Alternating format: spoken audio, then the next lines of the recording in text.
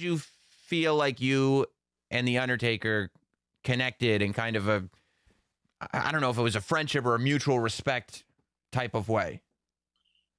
I don't know what you call it. I guess friendship. We knew each other. We knew each other from so many times that we'd gone out together. So it wasn't, something we met in the ring for the first time, didn't know each other. We knew each other fairly well, I guess, at that time. I think that's fair to say. The first match I had on Live Raw was Undertaker. It was after WrestleMania. You would know. I think it's 12. Yeah. Where Brett and Shawn had that Iron Man match. It was just incredible. First WrestleMania I'd ever seen. It was just amazing. The next night, Undertaker had a big match with Diesel that night. Right. Next night, I had Undertaker in my first live Raw, and that was a big deal then because you only had 1 hour of Raw. You taped the other 3 hours. Depending on the time zone, you might tape 2 hours before or 1 hour later. It was a long night, but that was the live hour. And that was kind of the watermark test for everybody back then. When you came in, you got the Undertaker. And if you passed that test, you stayed. If not, you weren't around very long. And they kind of measured you because they knew how good he was. Mm-hmm. So they knew putting you in with him, if you had a really good match, that's what was expected of you because of the Undertaker. And if it stunk, it obviously wasn't Undertaker's fault.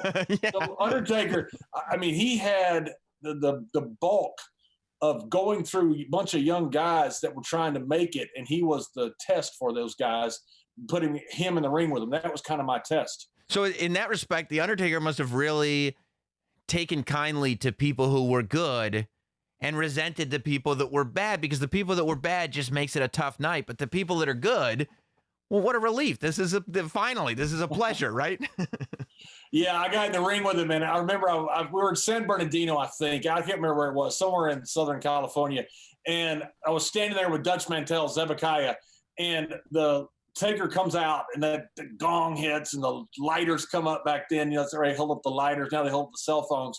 And I remember sitting there thinking, I'm over my head.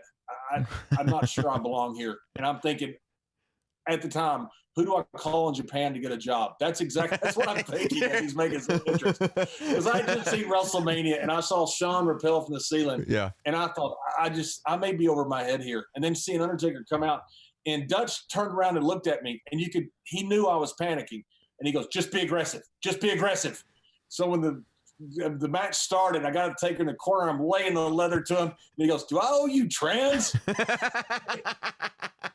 And he's just messing with me, trying to get me lined up, and he did. But when he said that, I thought, oh, no, I'm done. I'm going to Japan.